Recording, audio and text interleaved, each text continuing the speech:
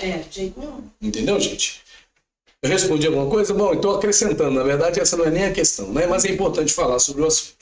Segundo estudiosos da personalidade humana, e eu amo esse assunto, dá-se o nome de constituição psicopática a um desequilíbrio psíquico degenerativo congênito de grau variado e que dá um tom anormal à personalidade.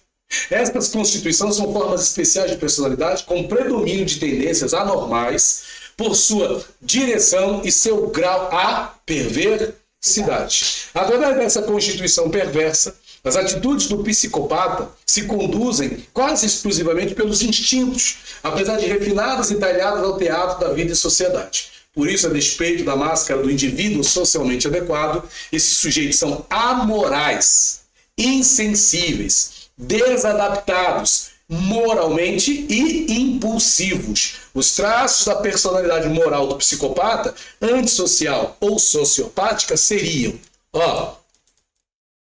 a insensibilidade, né? Desde menino se observa desapego aos sentimentos e um caráter dissimulado, manifestando emoções convencionalmente esperadas para a situação, não manifesta inclinação apaixonada por nada e nunca padece por qualquer vínculo afetivo a alguém ou alguma coisa. A moralidade. São insensíveis moralmente, faltando-lhes o juízo e os sentimentos morais, bem como a mínima noção de ética. Normalmente, o psicopata não compreende sentimentos como a lealdade, solidariedade, fraternidade, caridade, respeito, abnegação, tolerância, perdão, resignação e outros tantos que pertencem ao universo sublime da consciência humana. Deixa eu ver se eu consigo botar aqui na tela, rapidamente, um vídeo, vou tentar aqui em outra guia, um vídeo de um psiquiatra. Deixa eu ver se eu consigo fazer isso aqui. Vamos ver se eu consigo. Vamos lá. O YouTube. Jimmy Fallon. YouTube, né? YouTube. Deixa eu ver se eu consigo colocar para vocês. Porque quando a gente fala de psicopata, já fica um monte de gente, né, pensando, será que eu sou um? Ai, será que sou eu? Né? Vamos ver se você é um desses. Não quero aqui bagunçar a tela toda. Uma breve reportagem da Fernanda Lampiero. Eu vou fazer o seguinte, eu vou recomendar o vídeo no grupo. Vai ganhar tempo aqui, senão eu vou ficar procurando. Vai me atrapalhar todo aqui. Deixa eu tirar isso daqui. Ela falou? E aí, qual é a diferença? Eu não lembro. Porque eu estava procurando outra coisa que eles falam. Eu estava procurando um livro que ela indicou. Então, mas nada impede de fazer uma breve pesquisa, gente. Deixa eu lembrar, sim. Né? Eu vou procurar e vou mandar no grupo. Então. É uma diferença do sociopata para o psicopata. Não, mas essa deixa eu ver aqui. Não tem essa matéria aí no grupo. Sim. Já tem uma professora, o Luiz mandou isso aí lá bem antes. Mas não sei se o pessoal novato tem. Acho que o Luiz já passou aqui, tá? Também. Então, a psicopatia e a sociopatia, embora frequentemente usadas de forma intercambiável, são condições distintas dentro do espectro do transtorno de personalidade antissocial. A principal diferença reside na origem e no grau de desenvolvimento de certas características. Psicopatas tendem a ser mais frios, calculistas e manipuladores, com menor capacidade de sentir empatia ou remorso. Sociopatas, por outro lado, podem apresentar impulsividade, instabilidade emocional e dificuldade de manter relacionamentos estáveis, mas podem sentir alguma forma de empatia e remorso. Detalhe, muito se aproveita em dizer que a gente não fala de sociopata que mata, que tem uma volatilidade para a morte, né? Que tem uma inclinação mais a sangue. O psicopata já seria dessa forma. Só que esse psiquiatra, o Fallon, né, Jimmy Fallon, que também vocês já ouviram falar, o Luiz já falou sobre ele. Eu assisti o vídeo dele ontem.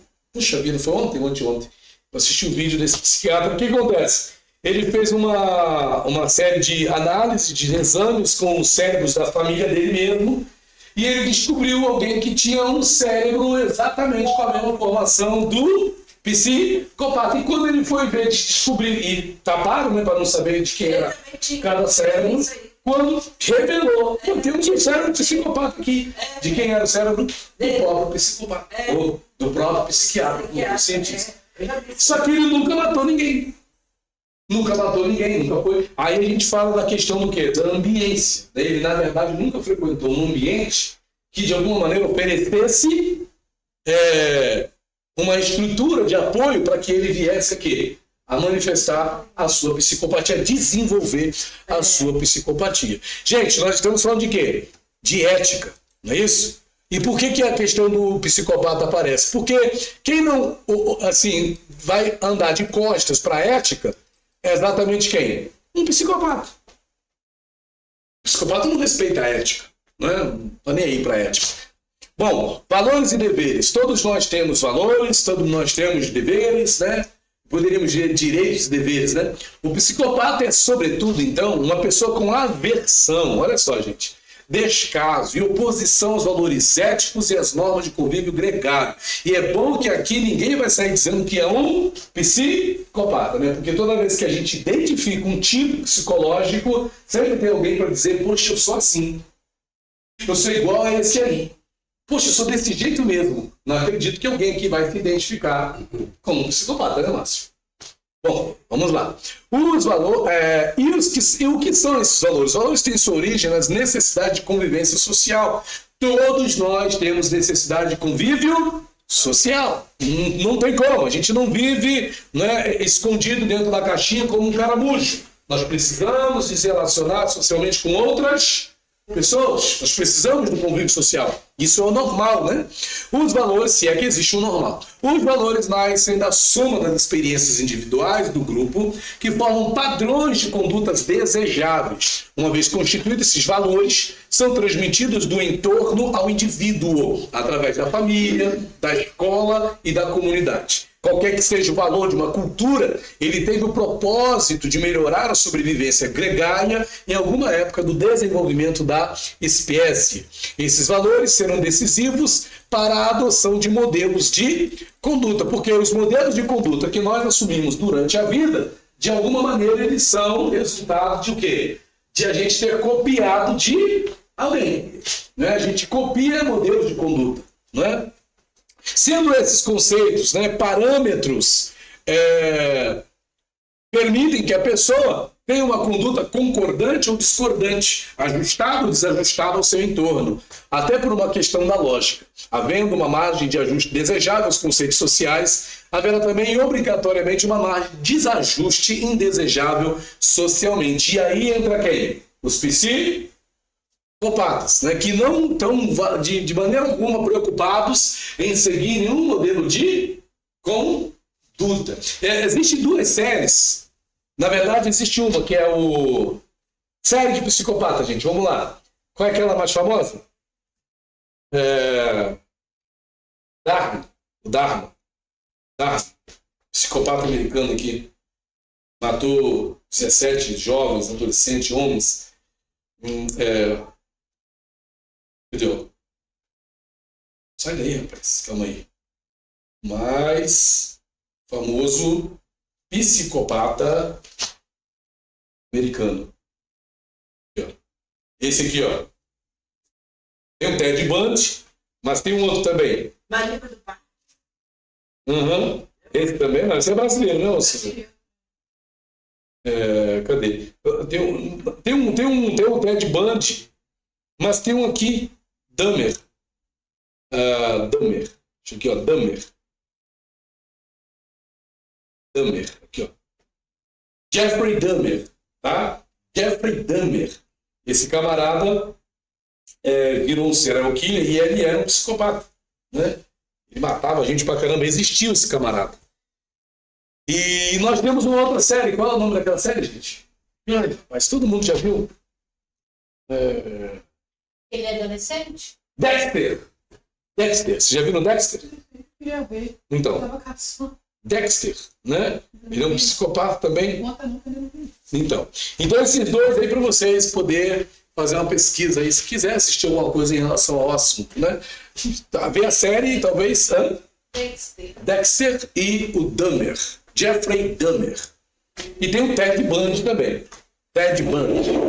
Quando essa margem de condutas desajustadas for ainda tolerável, estaremos diante daqueles pequenos desvios aos valores básicos. Isso sugere que em toda a sociedade existe a possibilidade de tolerância a pequenos desvios das normas, né? É tanto que, por exemplo, nos Estados Unidos, a pessoa pode roubar em um determinado lugar, um estado nos Estados Unidos, que a pessoa pode roubar, furtar até um determinado valor, né? Mas tem uma frase que a gente usa aqui no Brasil, como é que é? Como é que é aquela frase do ladrão? Não é ladrão que rouba ladrão, tem 100 anos de perdão, é uma cultural, mas tem uma outra. Político. Ladrão que rouba de ladrão. Não, mas tem outra do político. Como é que é do político? Político rouba pouco, uma coisa assim. Tem uma frase. É um político que rouba pouco, né? Sabe roubar, né? Uma frase aí. Hã? Ninguém lembra da frase? Se alguém lembrar da frase aí, gente, manda aí nas mensagens. Mas vamos lá. Isso sugere que em toda a sociedade existe a possibilidade de tolerância a pequenos desvios das normas. Toda a sociedade tolera um pouquinho, não é? Ou um pocão. Não é? Vai ver aí como está a nossa nação. Da comunidade humana, o fato de pertencer a um grupo significa um sistema de segurança para o indivíduo, um resguardo contra seu próximo. Então, se eu faço parte de um grupo, eu estou protegido de ataques, porque o grupo me protege. A pessoa inserida nesse grupo terá um dever, uma responsabilidade e deverá seguir um código. Em troca, o grupo ao qual pertence o protege de circunstâncias que poderiam ser perigosas. O dever é, então, a responsabilidade do indivíduo para com o grupo. Isso é um elemento extrínseco à pessoa, mas é intrínseco à comunidade. Portanto, a comunidade saberá se tal pessoa vem cumprindo ou não com o seu dever, se tem sido responsável ou não. Não cumprir com esses códigos individuais, faltar com esses deveres, gera aversão do sistema e deveria gerar culpa na pessoa. A expressão da culpa sentida pela pessoa contraventora resulta, de certa forma, na anistia do sistema, pois a culpa reflete a concordância do indivíduo com os valores do sistema. O psicopata, então, ele desperta sentimentos aversivos porque, entre outros motivos, falta do sentimento de culpa. Gente, imagina lidar com uma pessoa. Acho que eu ouvi alguém falando hoje. Alguém me disse que alguém não se arrepende de alguma coisa. A pessoa cometeu algumas falhas, crimes, mas a pessoa acredita que não se arrepende. Você falou, a pessoa não se arrepende, a pessoa não tem aquele sentimento de culpa. Faria tudo de novo. Faria tudo de novo. Isso acontece muito, né? Quando prende o assassino e fala, eu matei, se eu puder eu mato. Então ele é muito frio, calculista, você fala, ele é muito frio. Agora, será que seria só coisa de psicopata isso?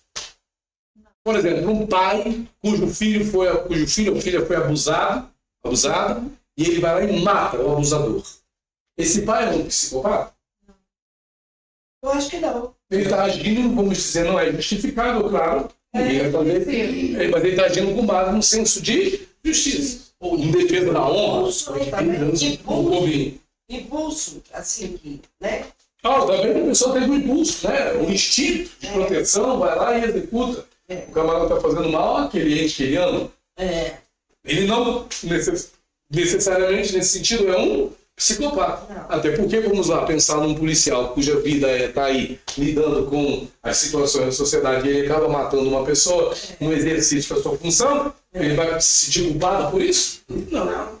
Né? Mas, quando se trata de alguém que está fazendo algo que, à luz da sociedade, é considerado o quê? Errado. Né?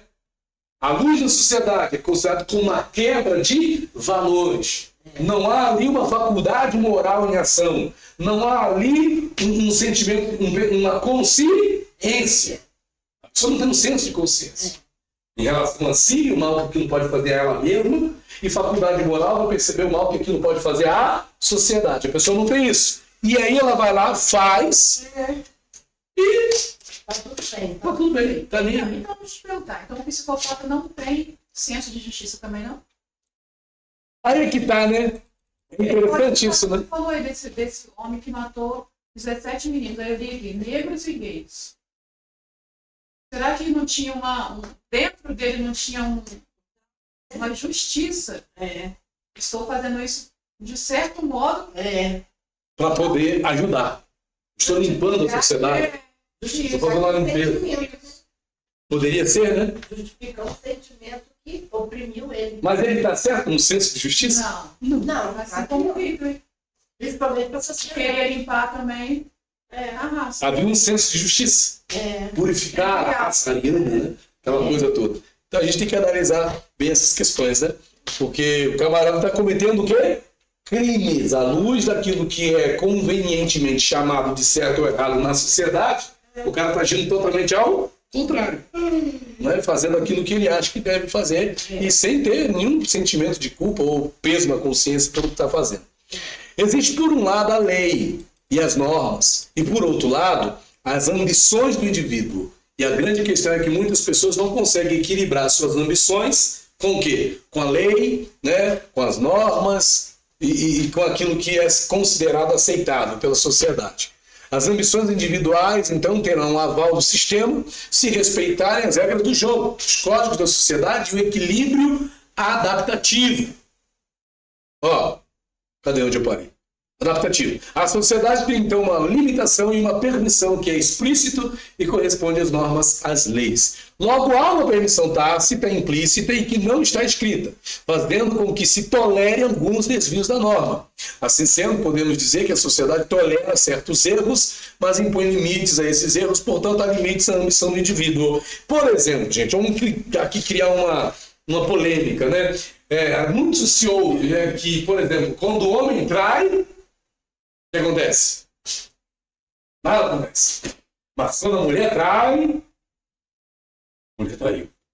Então é como se, entre aspas, houvesse o quê? julgamento. Uma permissão social para que o homem cometesse esse tipo de ato.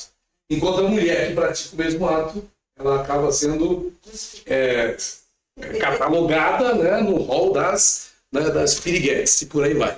Então, a natureza do homem. A gente fala. O homem pode. o homem pode, porque o homem tem esse instinto, né?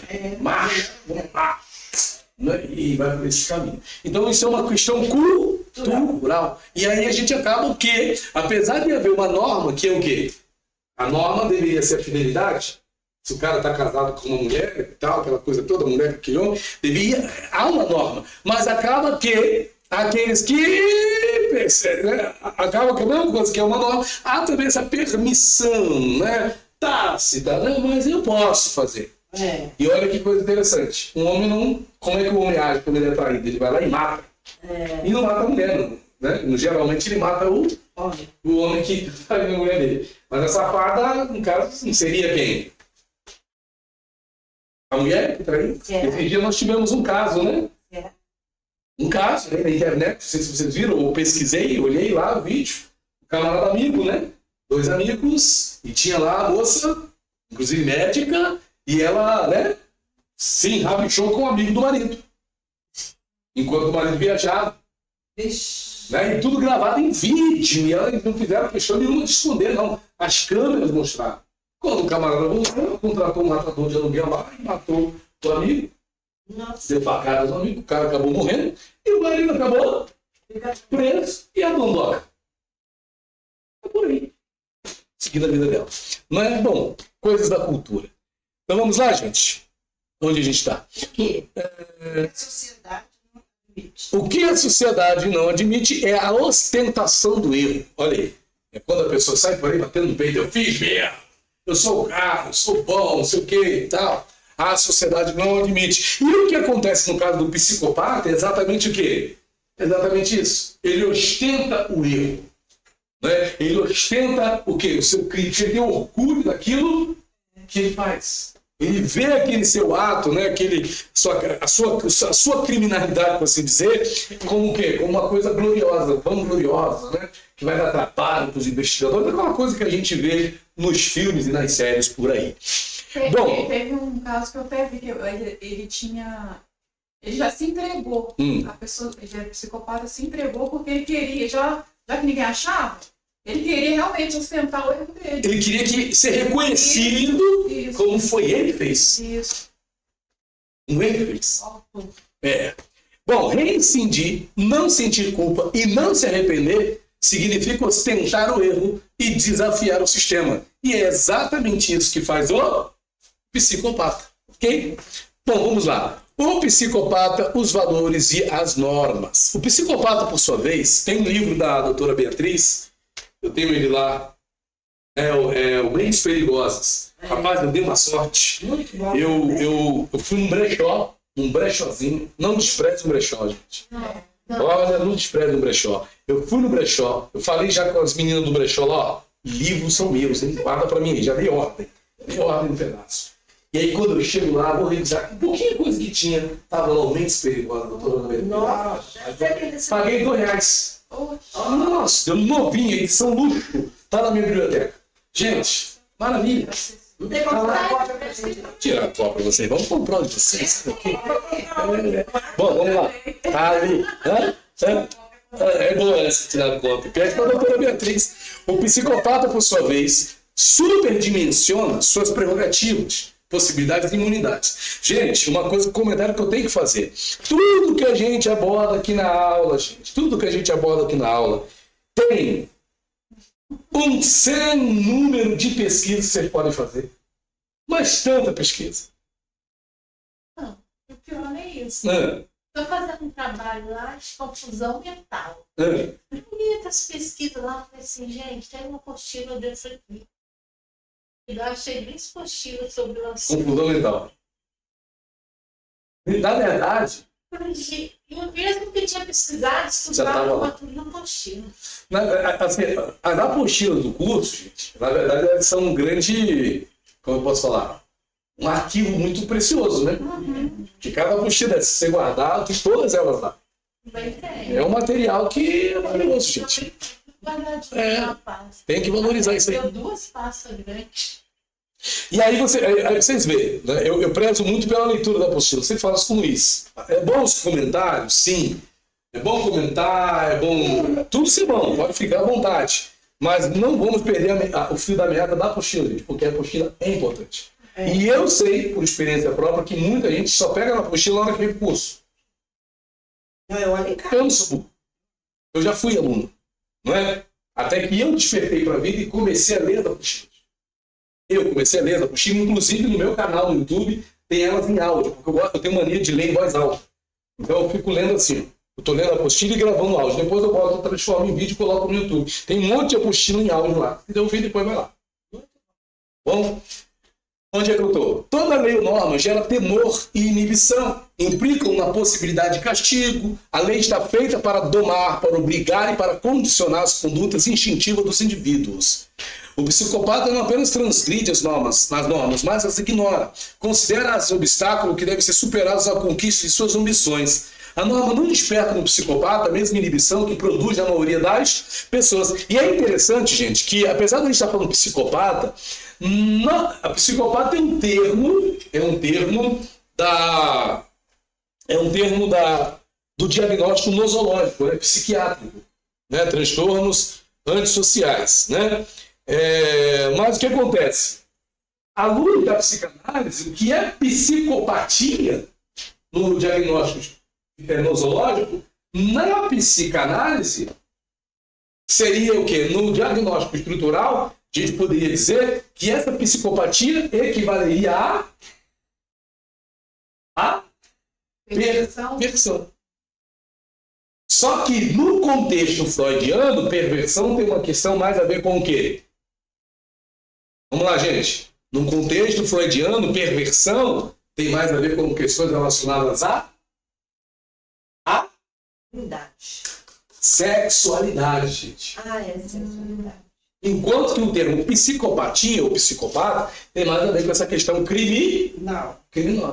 Não que o perverso não possa se utilizar do quê? Do crime para satisfazer aquilo que está relacionado ao seu desejo sexual. Não. Ok? Pode haver exatamente isso. Inclusive, por exemplo, do Jeffrey Dahmer, que você pesquisou, ele poderia ser considerado, à luz do diagnóstico estrutural psicanalítico, um perverso. Mas, à luz do diagnóstico nosológico psiquiátrico, um psicopata. Entendeu? Então vamos lá. O psicopata não apenas transgride as normas, mas as ignora. Considera-as obstáculos que devem ser superados à conquista de suas ambições. A norma não desperta no psicopata a mesma inibição que produz na maioria das pessoas. Para os contraventores não psicopatas, vale um lema. Se quer pertencer a este grupo, estas são as regras. Se cumprir as regras, está dentro. Se não cumprir, está fora. Mas o psicopata tem a particularidade de estar dentro do grupo. Apesar de romper todas as regras, normas e leis, apesar de não fazer um insight, não se dar conta, não se arrepender e não se corrigir. Sua arte está na dissimulação, embuste, teatralidade e ilusionismo. E aqui nós temos o Dexter, na série. Inclusive, o Dexter, o que ele faz? Vai ver a série, depois é interessante. Ele trabalha na... Onde? Ele... Hã? Não conta. Mas onde que o Dexter trabalha, gente? Puxa vida, vai ver onde ele trabalha. Tá bom, Thabita. Onde onde ele trabalha? Ele aprende, né? Não, Dexter. O pai dele era um... Não, Dexter, o pai dele era um policial. Ele aprendeu... Ele é perito. Ele é investigador criminal, especialista em blood. Especialista em sangue. Tudo que tem sangue, ele é chamado para fazer. Então, veja. Ele resolve crimes de dia, né? Sem comete à noite. Ele faz de noite, de dia ele é um cara policial. E à noite. E aí tem umas questões, por exemplo, características, né? Ele não procura o sexo da namorada dele. Ele não procura. Ele arrumou uma namorada que não se interessa por sexo. Porque o alvo dele não é sexo com a namorada. A relação dele com a namorada é só uma questão social, para manter aquela questão de aparência. Olha. Mas a satisfação dele não vem daí. O negócio dele é ter aquele sangue no negócio.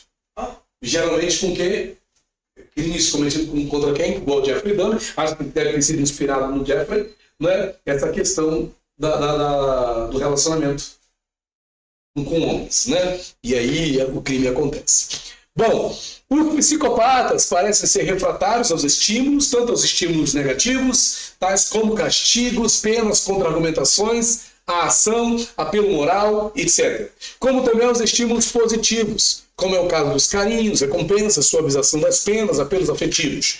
Essa última característica é pouco notada pelos autores. O psicopata não modifica sua conduta nem por estímulos positivos e nem pelos negativos. Prestou atenção nesse detalhe? O psicopata não modifica a sua conduta. Nem por estímulos positivos e nem pelos negativos. Não modifica a sua conduta.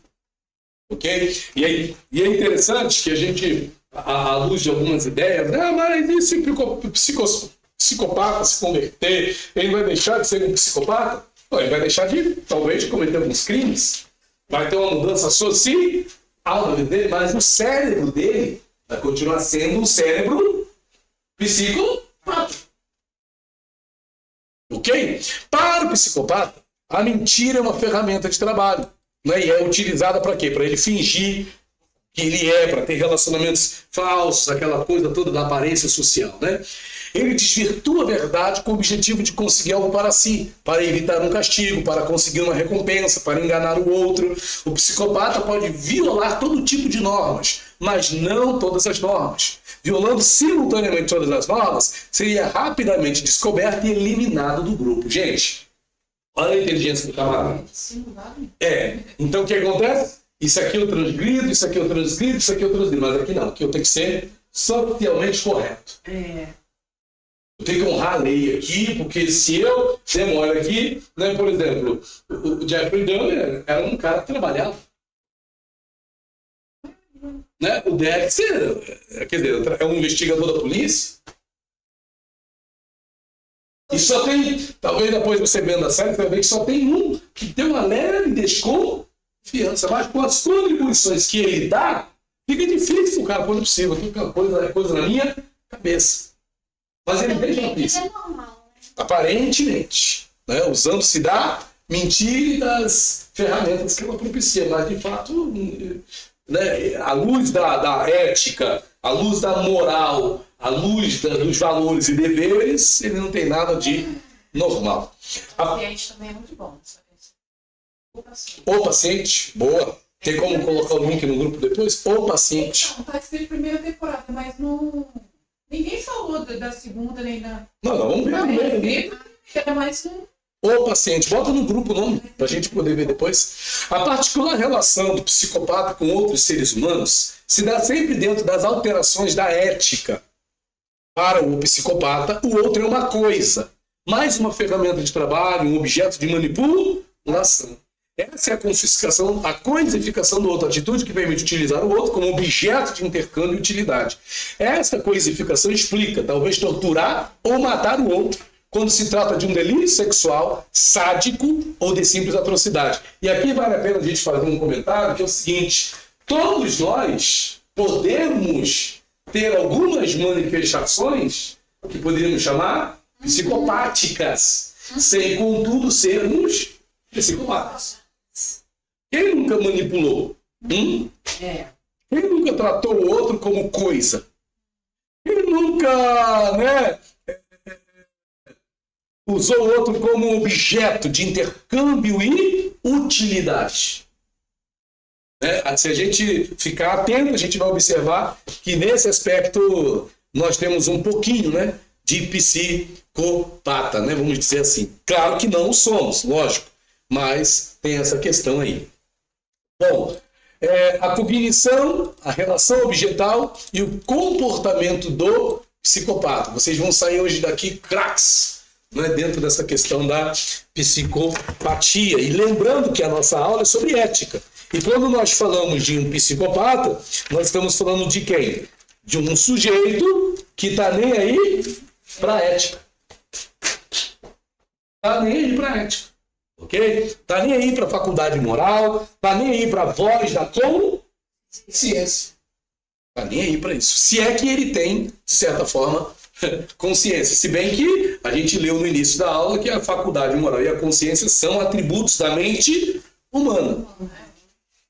E onde está a consciência do psicopata? A Bíblia, não cito sempre, mas a Bíblia citou a palavrinha sobre a consciência, que é a consciência cauterizada. Tiveram sua consciência cauterizada. E quando a Bíblia cita isso, cita de uma maneira negativa. Então é como se a consciência ela foi tão abusada, tão negada, que ela acaba adormecida, tipo assim. Ela se converte. Vamos dizer assim. Ela se converte àquilo que a pessoa quer fazer. Independente de ela estar dizendo para não fazer. Imagina, alguém que deixa de sentir aquele friozinho na barriga quando vai fazer algumas coisas. A pessoa se acostumou tanto a fazer certas coisas que a pessoa não sente mais o frio na barriga. Quando mata, quando rouba, quando se apropria de algo ou de alguém, a pessoa não sente mais o frio na barriga. Rouba. Não sente frio na barriga. Não é? Algumas condutas psicopáticas, gente, podem parecer ilógicas aos demais, mas são perfeitamente lógicas para o psicopata. É claro que o psicopata tem lógica, não é? O psicopata tem lógica, mas tem lógica a postura que ele está assumindo? Não tem lógica nenhuma. É só para ele mesmo, né? Já nasce com isso, o cérebro? Exatamente, é o cérebro, né? E a gente falou aqui no início, é até bom lembrar isso, que é algo que vai se percebendo desde a infância. Por exemplo, no vídeo que eu assisti do Jimmy Fallon, não sei se é Jimmy Fallon, Dr. Fallon, fala que desde a infância as pessoas percebiam uma frieza a nível de quê? De demonstração de sentimentos, demonstração de afetos, uma apatia, uma indiferença. Só que isso depende, se esse camarada, esse sujeito, essa criança, está num ambiente onde prevalece o amor, o carinho, o cuidado, a atenção dos pais, ainda que haja esse cérebro psicopata, negativo, ele não vai desenvolver essa psicopatia. Mas eu não entendi uma coisa, que aqui para frente fala sobre a personalidade, está fora da personalidade dele. Psicopatia não é a personalidade do indivíduo, desse indivíduo? Se a gente fala de uma estrutura psicanalítica, a nível de neurose, psicose e perversão, a gente está falando de quê? Esse cara tem essa personalidade. Se a gente comparar perversão com psicopatia. É a personalidade dele. E já veio ao mundo assim, nasceu dessa forma. Entende? E aí, na nosologia, na psiquiatria, é o cérebro. A questão é o quê? Nosológica é uma questão cerebral. Existe um modelo de cérebro psicopata, que é identificado lá, esqueci o nome do exame, de cérebro lá. Então, assim fala, o psiquiatra identificou, pô, esse cérebro aqui é o cérebro de um psicopata. E quando ele tirou a etiquetinha para ver de quem era o cérebro, surpresa, era o cérebro dele. São questões que, aqui, ó, nessa área aqui do cérebro, né? Essa parte frontal, tem um comprometimento mais ou menos aqui, nessa parte frontal do cérebro.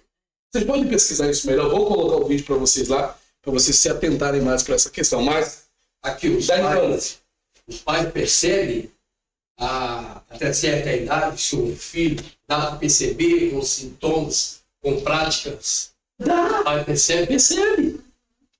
Percebe. Mas A criança é fria, a criança não esboça sentimento, não esboça carinho, crueldade. E você vai vendo várias coisas. Por exemplo, na série Dexter, a questão, não sei do Dana, mas no Dexter, a questão de dissecação de animais. Quando era criança, ele matava animais. E dissecava. Ele gostava de abrir e ver o que tinha dentro. Quando ele cresce, ele faz isso. Com quem que ele faz isso? Com pessoas.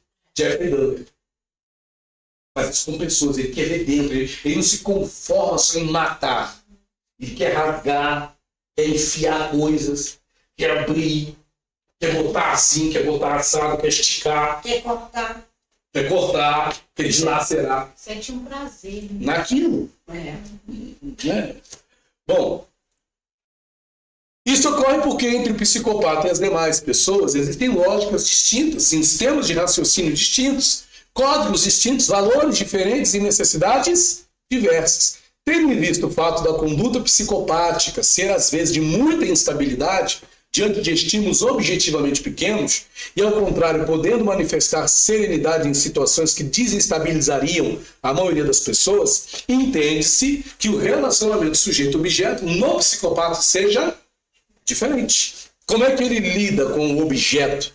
Não é? Como é que ele lida com as coisas? Primeiro que o outro sujeito, para ele, já é um objeto. Não é um outro sujeito, não é um outro ser humano. Não é? Os momentos de crise dos psicopatas são produzidos por frustrações e fracassos. Gente, tem muita coisa no YouTube, entrevista com psicopatas. O Champinha, o da Luz Vermelha e tantos outros. Serial killers, né? Serial killer, Maníaco do Parque e tantos outros, né? Que muitas das vezes fazem as coisas e não esboçam, como já falamos. Matei. Quando você matou? 30. Uma naturalidade. Quando você fez isso? 20. E de boa. Né?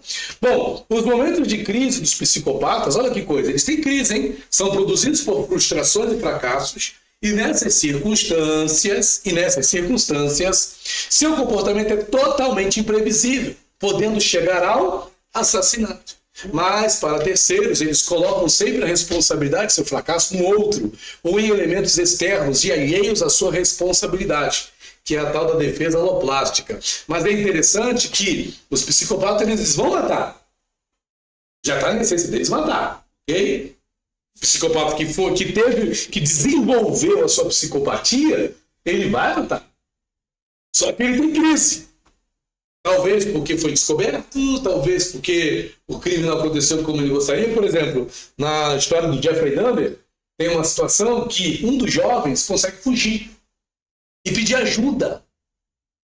Esse jovem foge da casa do Dahmer em casa. Ele cometia os crimes dele em casa. Os corpos eram colocados dentro de barris. Desses barris que as pessoas azuis, que as pessoas usam para colocar água. E tinha aquelas tampas vedantes de borracha para não exalar o cheiro. Ele botava soda, calça e dissolvia aqueles corpos ali dentro. Quando a polícia chegou, encontrou aquele cenário. Nossa. E o cheiro, só que como era tanto, o cheiro começou a exalar pelos corredores do prédio onde ele morava. E alguém fez uma denúncia. Nossa. Quando a polícia foi fazer a batida, tomou um susto. Barris com corpos dentro da casa daquele rapaz. Meu Deus, tá. né? Desse jeito, desse nível. Bom, por outro lado, o êxito do psicopata no meio social não assegura obrigatoriamente que ele se estabeleça. Diante de quaisquer frustrações, sensação de rejeição ou contrariedade, ou ainda inexplicavelmente, acabam destruindo tudo que tinham feito, muitas vezes através de um ato banal, impulsivo ou descontrolado. Essas atitudes de descontrole, com risco e perda da situação estabelecida, são demasiadamente desconcertantes para pessoas normais, para familiares, companheiros ou conhecidos. Essas atitudes totalmente inconsequentes favorecem as inúmeras rupturas conjugais que acompanham sua biografia. Geralmente são pessoas que não param com pessoa nenhuma, né? Estão aí em uma instabilidade sentimental, por assim dizer, até porque eles não dão muito valor para isso, né? E é interessante aqui, deixa eu assustar vocês. Imagina, você então tem um paciente com essa estrutura. Diz que um perverso não chega à clínica. Disse que um psicopata não chega à clínica. Mas temos casos, por exemplo, de uma criança, tem vídeos aí, que o Luiz até mostrou para nós aí, de uma criança que ela é psicopata, vou botar lá, um anjo. Você viu esse vídeo, não viu? Um anjo, que a garotinha desde pequenininha já dava sinais. Matava os bichos, ela abusava do irmãozinho, tinha faca debaixo do travesseiro, manipulava seus próprios órgãos genitais na frente de todo mundo. Uma coisa absurda. Assim, em relação à normalidade, né? Ou aquilo que a gente considera normal. Ele que matou, entrou no colégio, matou bastante gente, tinha alguma situações... Com toda certeza. Psicopata? Com toda certeza. Com certeza. Só que talvez aí a gente tem que pensar e analisar um pouquinho se esse camarada não estava num surto psicótico, se ele era de fato um psicopata. Mas ele para perceber que todas essas pessoas que cometem esse tipo de ato eram pessoas que viviam o quê? Sozinhas, retraídas, não tinham amigos, ficavam na frente de um computador, organizavam seus planos sozinhos, tinham o seu quarto, eles faziam tudo lá dentro e de repente eles vão lá e pum, executam. Entendeu? Quando está acontecendo longe, tudo bem. Agora passou a acontecer aqui no Brasil, né? A gente já viu vários casos no Brasil. Vários casos. Tanto aqui no Rio de Janeiro, quanto lá no Rio Grande do Sul, São Paulo. Tem várias situações. E saiu uma notícia aí, né, de que um garoto entrou com uma faca. E fez uma desgraça. Teve um outro que... O que tem acontecido? Na sua relação com o sistema, o psicopata pode manifestar-se três tipos de condutas, né? Pode manifestar três tipos de condutas, as quais, como veremos, confundem mais ainda as opiniões a seu respeito. Então nós temos aqui, ó, três condutas dos psicopatas. Vamos lá, gente. A conduta normal é a sua parte teatralmente adaptada ao padrão de comportamento normal e desejável.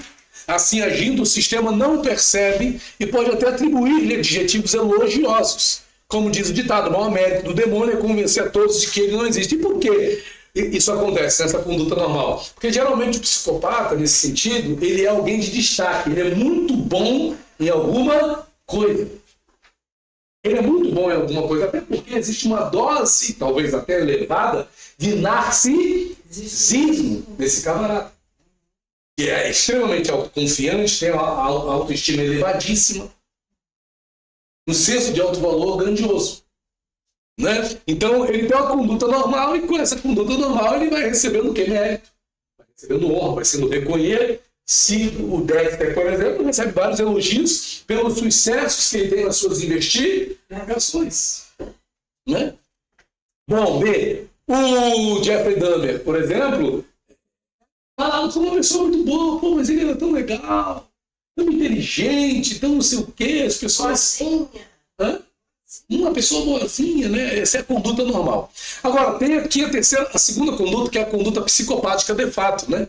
É a inevitável manifestação de suas condutas psicopáticas, as quais, mais cedo ou mais tarde, obrigatoriamente se farão sentir. Entretanto, como o psicopata costuma ser intelectualmente privilegiado, ele não exerce sua psicopatia indistintamente com todos e todo o tempo. Ele elege sabiamente determinadas pessoas vítimas das circunstâncias. Por exemplo, eu já comentei aqui com vocês, acho que na aula sobre perversão, sobre um filme que tem de um camarada que é pai de família. Só que nos finais de semana, ele gosta de se refugiar nas montanhas. Eu não me lembro agora o nome do filme. Eu assisti esse filme com a minha esposa em casa. Ele se refugia nas montanhas, só que ele tem uma mulher e tem 2 filhos. Mas o que ele vai fazer nas montanhas? Ele vai caçar. Ele é um predador. E o que ele caça? Mulheres, principalmente, que estão sozinhas fazendo lá seus turismos. Eu já vi. É um filme muito interessante, né? E ele faz amizade, ele ajuda, ele motiva, ele ganha a amizade. E ele tem tudo preparado, uma injeção que faz a mulher ficar paralisada, né? Não é nesse que eu vi, não. Não, então é outro. Mas tem tudo isso. Vem o filme, depois eu descubro o nome e coloco aqui para vocês. Mas veja, ele tem uma conduta semanal, mas nos finais de semana, de 15 em 15 dias. Esse domínio, né? Como é que é? Tem esse domínio De quê? de tempo. Esse domínio de tempo, mas ele propicia isso. Assim, ele vai conquistando uma coisa, ele vai criando o ambiente. Olha, no final de semana eu quero tempo para mim. Qual é o marido normal que consegue isso? Não é digamos de passagem. Mas um psicopata consegue. Eu estou aqui já com a cabeça em casa, pensando aqui na minha esposa que saiu com a minha filha, eu queria dar uma carona e tal. Quer dizer, mas o psicopata ele abandona mesmo, segue o caminho dele, né? E vai viver a aventura que ele julga ser importante. Bom, e nós temos a terceira conduta, né? Que é o rompante. E aí nós chamamos de surto psicopático. É a conduta psicopática desestabilizada e que foge ao controle eletivo próprio do item anterior, que é a conduta psicopática dirigida. Então aqui é como se ele perdesse o controle sobre suas próprias ações, sobre suas próprias atitudes. E diante dessa grande instabilidade emocional e explosiva tensão interna, o psicopata trata de equilibrar-se através do rito psicopático, né? Grupo de condutas repetitivas, constituindo o padrão psicopático. Nessa situação surgem impulsos e automatismos que acabam resultando nos homicídios seriais ou extremamente cruéis, as violações, destruições, algumas poucas vezes até suicídios, porque o camarada vai lá, mata, faz, executa e no final o que ele faz? Ele dá um tiro na própria cabeça, como por exemplo no caso de ataques a escolas. Acho que foi no Rio, que eles foram lá, mataram, e depois simplesmente se mataram e acabou ali. É história. Porque o auge da conversa é fazer e depois tirar qualquer possibilidade deles serem o quê? Alcançados por qualquer tipo de justiça humana ou de poder humano, né? Bom, sofri até com eles mesmo, né? Eles sofri até com eles mesmo. O fim da vida deles vai ser pelas próprias. Não é todos que fazem assim, tá? Não é todo psicopata que faz isso. Todo mundo fala que tudo é psicopata. Então, vai foi que a gente. Vai sair no caso de psicopata. Então, mas o que há? O que há? Há um exagero, há um romantismo, né? Aquela velha história que a gente fala. Falou que é psicopata, a gente quer assistir a série. Falou que tem psicopata, a gente quer ler o filme. Você falou que é psicopata, a gente quer ter um livro da doutora Beatriz, Mentes Privadas. Esse livro. Tá vendo? Tira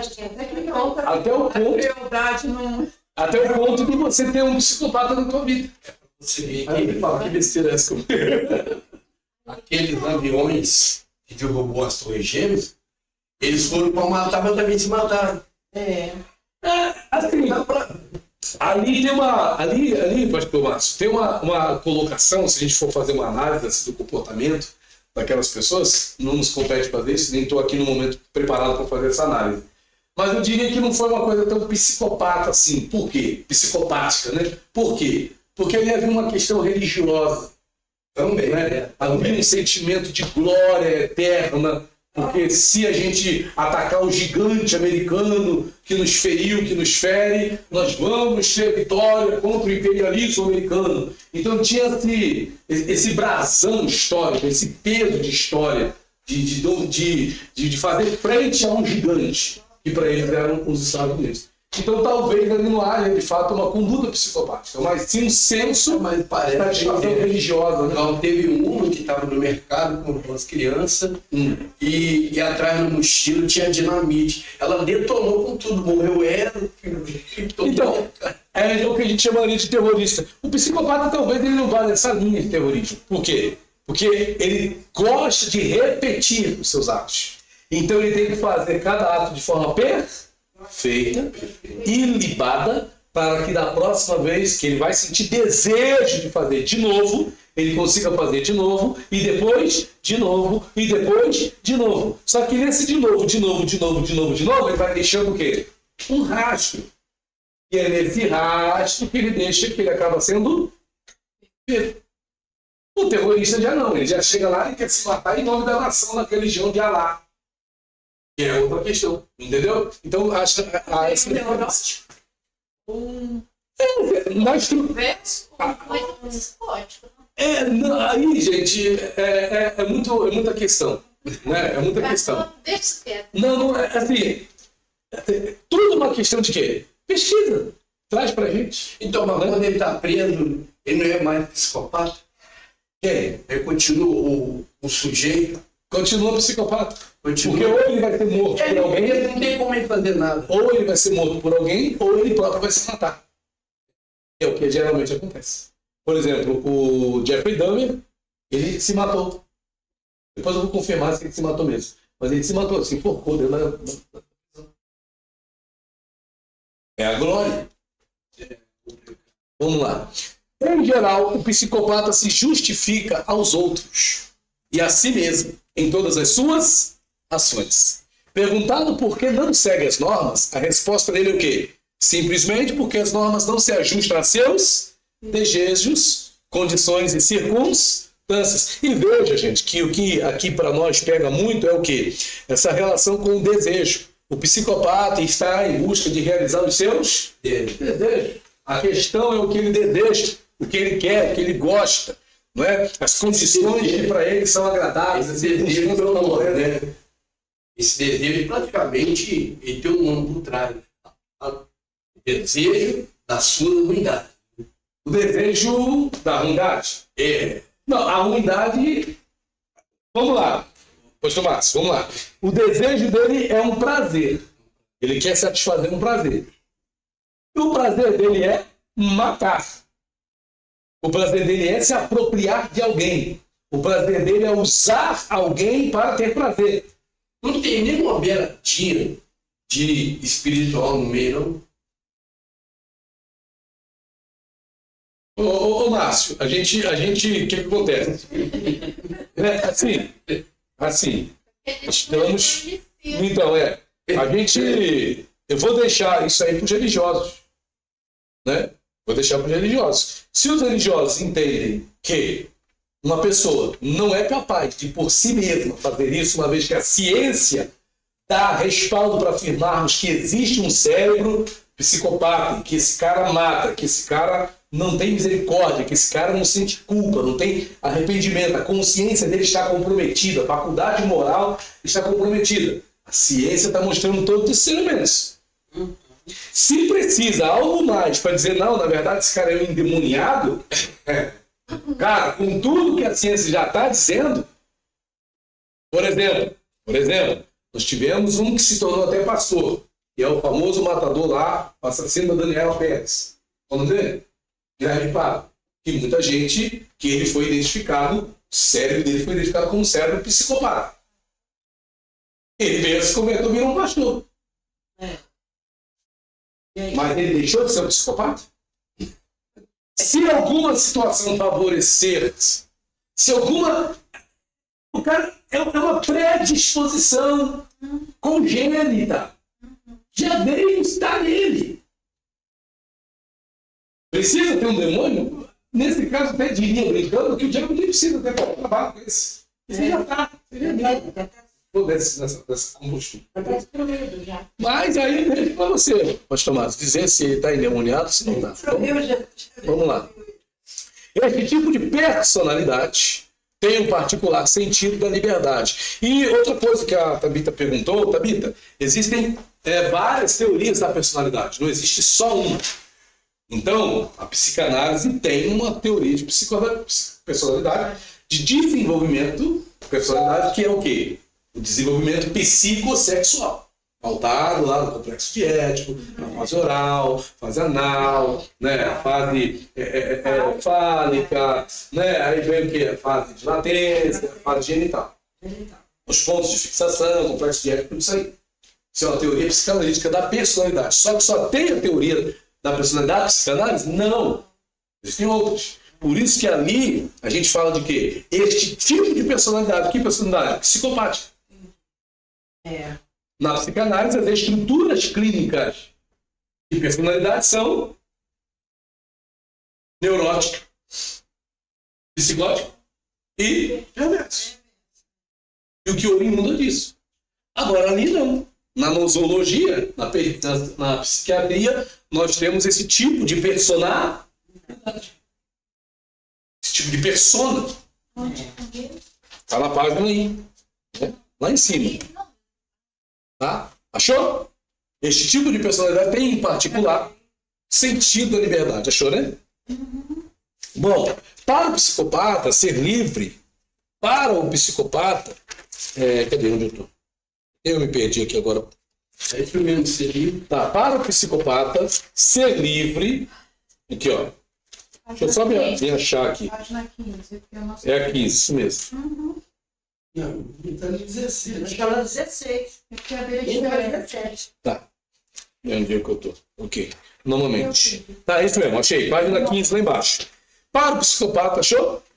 Para o psicopata ser livre é poder fazer sem impedimentos, poder optar sem inibições, repressões e limitações internas ou externas. Normalmente, é esse uso particular da liberdade que o faz também um sedutor e manipulador. Normalmente apelando às liberdades reprimidas do outro.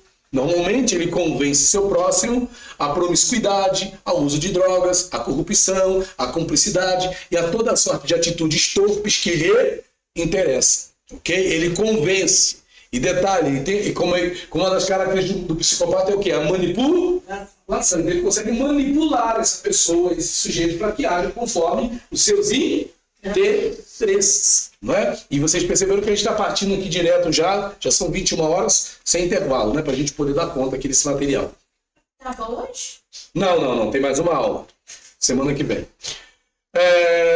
Talvez o psicopata tenha poderosa intuição sobre as máscaras sociais, sobre o animal desejoso que todos carregamos dentro de nós.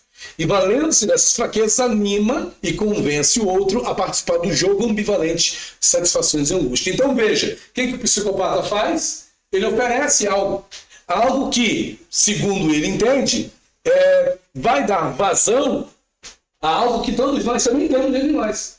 Então ele está te oferecendo algo que você quer, pois não?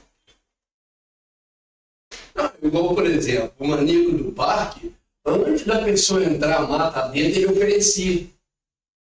Ele oferecia algo para a pessoa ir na mata, principalmente mulher. Entendeu? Ele matou, o quê? Foi 50 mulheres, né?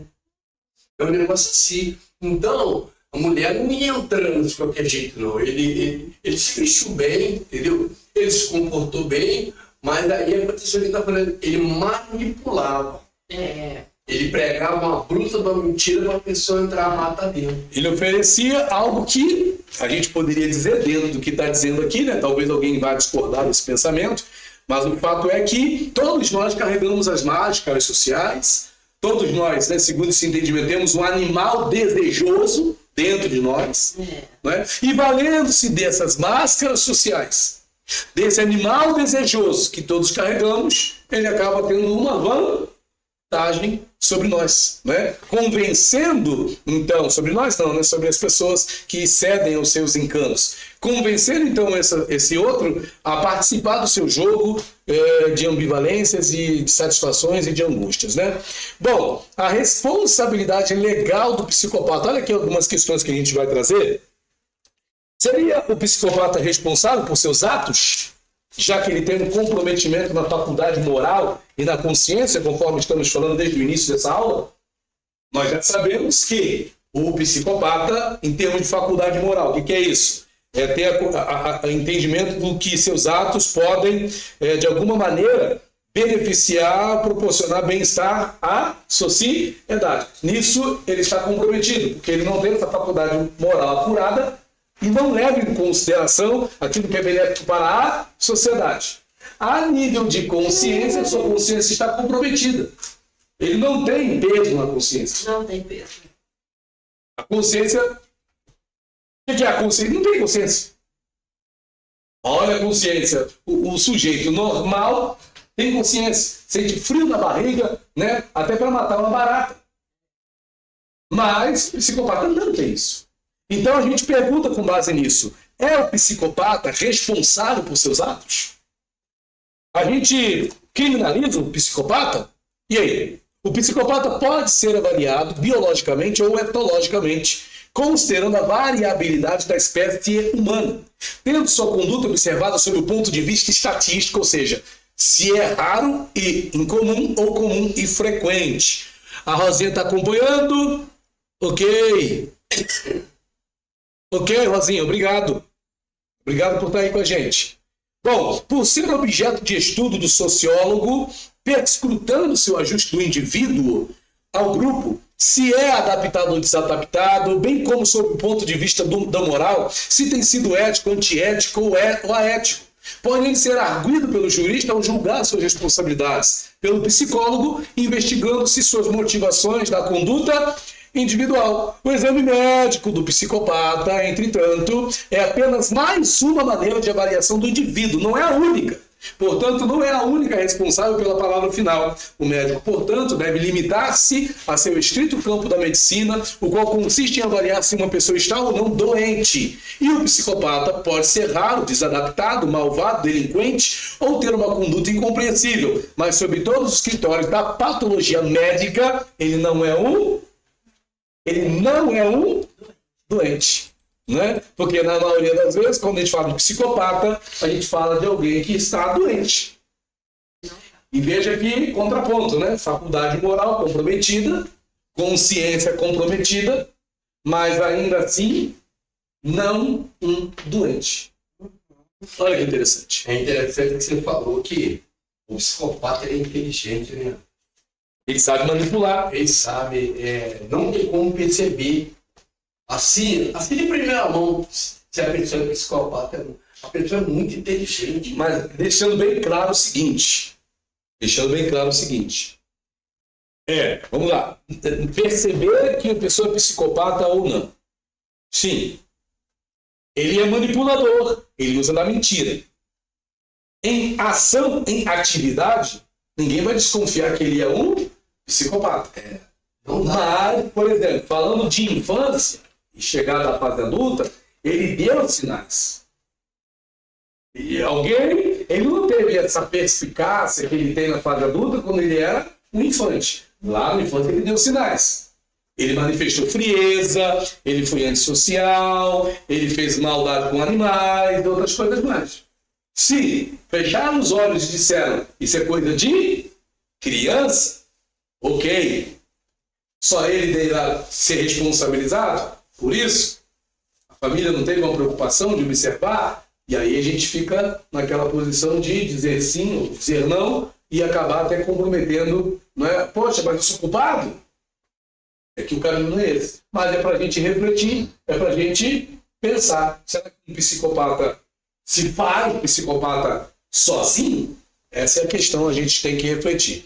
Bom, tem 3 regras criminais para avaliar a responsabilidade do psicopata. Primeiro, o psicopata não pode ser declarado insano a priori, antes de passar por um perito.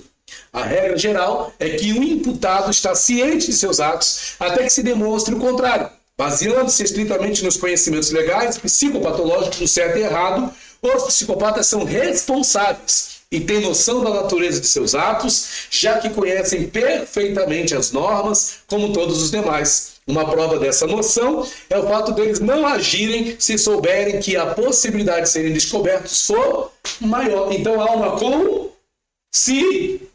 Opa, calma aí. Eu não vou cometer um crime não vou fazer isso aqui não, porque vão acabar me pegando.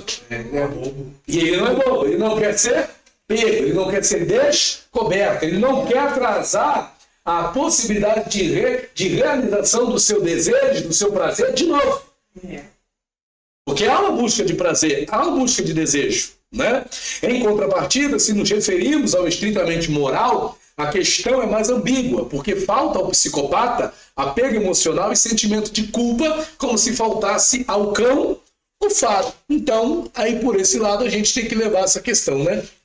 Porque, querendo ou não, todos nós somos dependentes de um apego emocional, precisamos de um sentimento de culpa que, de alguma maneira, venha fazer com que a gente não venha praticar determinadas ações que a gente sabe que, à luz da ética, são o quê? Proibidas. Ou vão ser condenadas por alguém, ou vão prejudicar alguém. Ok? Bom, 2. Outra questão a considerar. O impulso irresistível do psicopata. Esta regra afirma que o sujeito pode, apesar de conhecer a diferença entre o bem e o mal, ter um impulso irresistível de cometer o ato.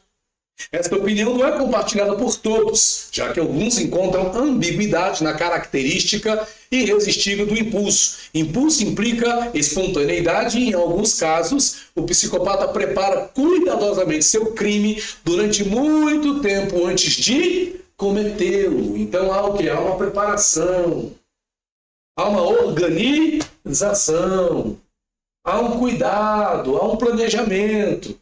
Vou fazer assim, assim, assim, assim, assado, para que não seja pego.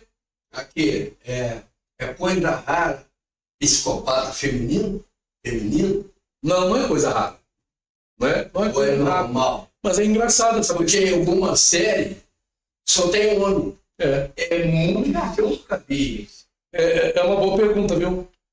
Eu nunca vi falar de psicopata mulher. Nunca. É verdade. Interessante, né? É interessante mesmo. Mas o que predispõe esse psicopata? Seria genético? A gente falou desde o início, Rosane, existe uma questão genética, congênita, né? É isso mesmo. Existe essa questão. Então é algo que já vem no cérebro. Por isso que aquele psiquiatra, quando ele fez aquele exame, ele viu lá. Hoje tem, né, essa possibilidade de você ver o cérebro de um psicopata. Então, já vem com ele. Já faz parte dele. Tipo assim, da família. À luz do que a gente falou na aula de sábado, existem três razões para algumas questões, né? Para algumas psicopatologias. Vamos lá. Existe a hereditária, existe a constitucional e existe a genética. No caso do psicopata, seria algo constitucional, algo dele, algo que faz parte da sua constituição. Você acha que não veio da genética? Não veio de A, não veio de B. Constitucional, algo dele. Não é? Essa parte é bem interessante. Agora, essa pesquisa aí que vocês podem fazer, depois vocês façam e colocam lá no grupo. Por quê? A gente ouve falar lá de psicopatas homens do que psicopatas mulheres. Só que eu citei aqui na aula o caso daquela menininha, não é? Tem sim. Que ela, desde a infância, dava sinais de psicopatia. De perversão, né? Exatamente. E da irmãzinha também. É para fazer essa pesquisa, deixa aí, fica à vontade. A terceira regra, gente, de responsabilização do psicopata, essa terceira regra criminal diz o seguinte: a terceira regra propõe que o sujeito não é responsável criminalmente se sua ação delituosa é produto de sua doença ou sua tara mental. Uma pessoa não é responsável de uma conduta criminosa se no momento de tal conduta tem diminuída suas capacidades fundamentais para comportar-se de conformidade com sua conduta com a lei. Bom, resumindo, existem 3 possibilidades, em tese, que a lei oferece aos tribunais mundiais, isso é válido no mundo todo, e são as seguintes: A, responsabilidade total, castiga o indivíduo anormal do mesmo modo que é o normal.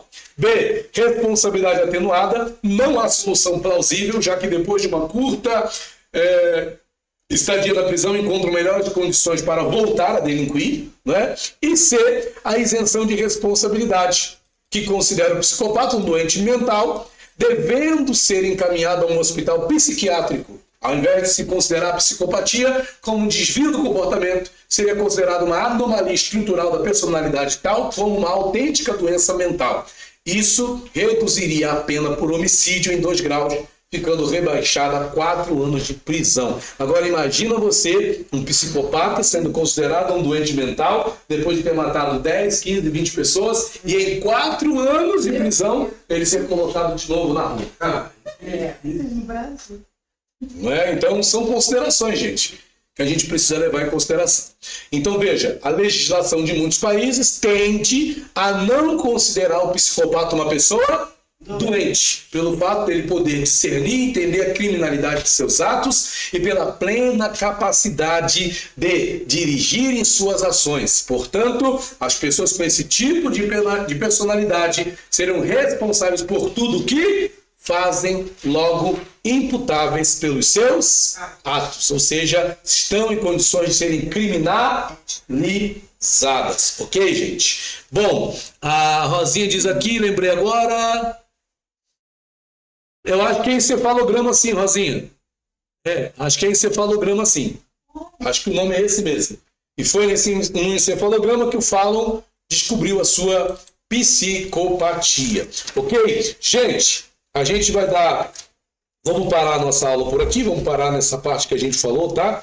Sobre a psicopatia, né?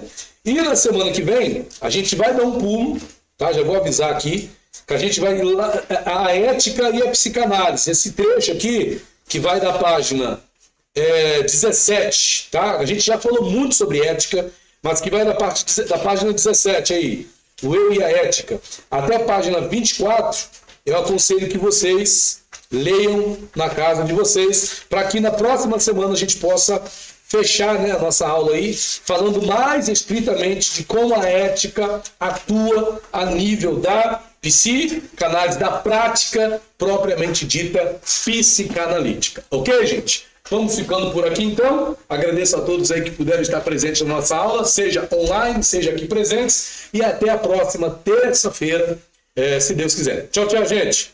Até terça-feira que vem.